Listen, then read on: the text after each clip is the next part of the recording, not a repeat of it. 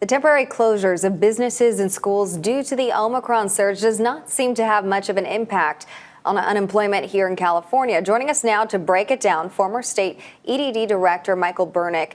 First, you say even though the number of initial filings of jobless claims is fairly flat, the state still has a disproportionate number of the nation's claims. What do the latest numbers show, and why are we still lagging behind here? Well, the latest numbers released yesterday show that nationwide, the numbers went down slightly. Here in California, they also went down slightly, but we have about 11.7% of the nation's civilian labor force. Yesterday, we had 20% of the ongoing claims and over 22% of the initial new unemployment claims. So we continue to have, and we've seen this really over the past year, an outsized amount of the new unemployment claims and ongoing unemployment claims above the national rate. Okay. And the Omicron surge forced some businesses and schools to temporarily shut down again. So why do you think the unemployment numbers haven't changed much? Well, it's very interesting. Offices have shut down, as you say, and businesses and shops, but the unemployment in terms of the new unemployment claims haven't gone up. And I think it reflects the fact that we've built up this structure of remote work over the past 2 years.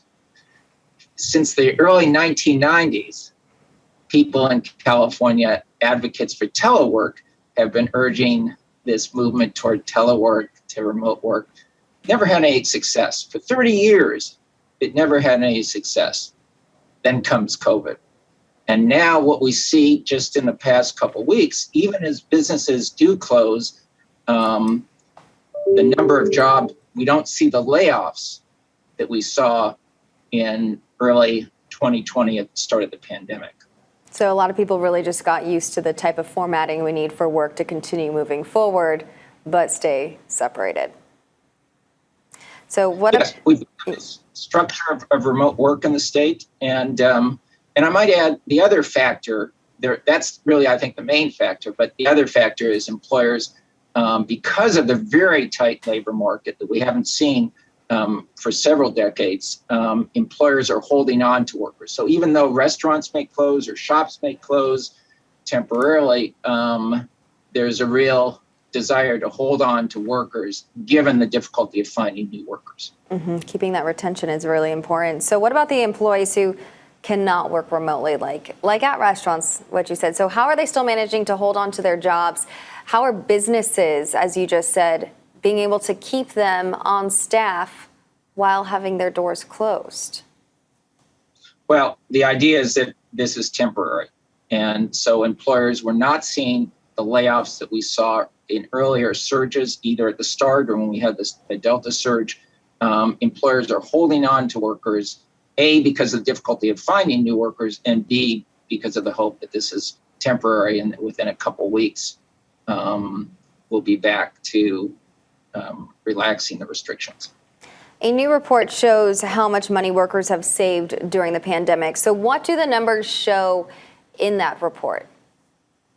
Well, again, very interesting. One of the factors, there's several factors we've seen for this slow return to work here in California. The fact that workers haven't come back, and we still have over 920,000 fewer workers today than we had prior to the pandemic. And obviously the health concern is a main issue. The schools, opening and closing, another issue, childcare. But a further issue that people have referred to is the fact that workers actually made money, many during the pandemic, especially with the expanded federal unemployment benefits. And just this past week, John Courtney of the American Institute for Full Employment came up with some numbers that showed pretty dramatically, if you had a family of four that, say, two wage earners making $63,000, they actually come out between the federal unemployment benefits, the stimulus money, savings on childcare, any rent abatement, actually come out in his calculation about $40,000 ahead of where they'd be, and with additional savings. And for a family of, say, two wage earners, family of four, two wage earners making $100,000, they come out even further ahead in terms of savings. So his point is that many families who, especially those who had two wage earners on unemployment insurance, actually came out ahead, have some savings. His view is that those workers with the savings will start returning closer to summer of this year. We'll see. Okay, we will see. When do you think those who are currently unemployed will be returning to the workforce? You were talking about maybe summer for some. Do you think there's going to be more of a wave maybe in another year or so even? Well, I think it'll be gradual. Obviously, the major factor will be the health concerns and what happens with the variants. And if we've learned anything over the past 2 years, it's difficult to calculate that or project that. We need the schools to keep open and not this open and close situation. We need the expanded childcare. We need a number of factors, but I think clearly the health and how we address it going forward in these additional variants. It'd be a lot easier to have a crystal ball right now to be able to know exactly what we're going to be doing. So finally, a new development in the EDD backlog that affects nearly 1.5 million self-employed workers. What's going on there?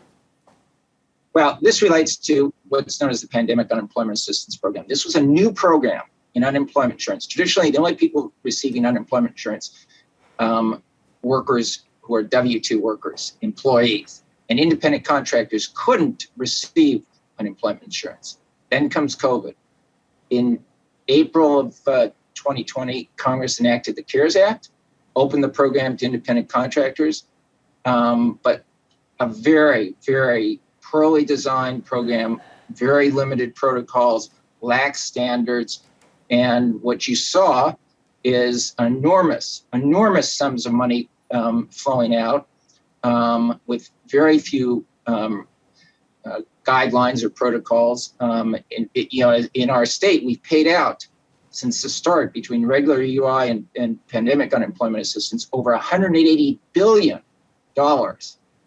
And then last year, as EDD and others began to look into it, they saw that there was significant fraud specifically in this program, and thus EDD has moved to halt, or not really halt payments, but to reevaluate and ask people within this 1.4 million within this pandemic unemployment assistance program to provide greater verification.